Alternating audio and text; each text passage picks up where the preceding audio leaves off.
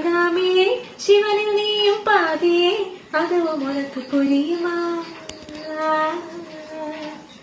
சுபலாலி லாலியே லாலி லாலியே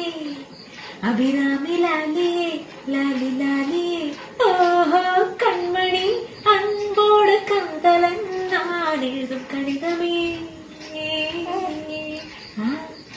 பொன்மணி உன் வீட்டு சௌக்கியமா நான் இங்கு சௌக்கியமே நன நன நன நன நன நன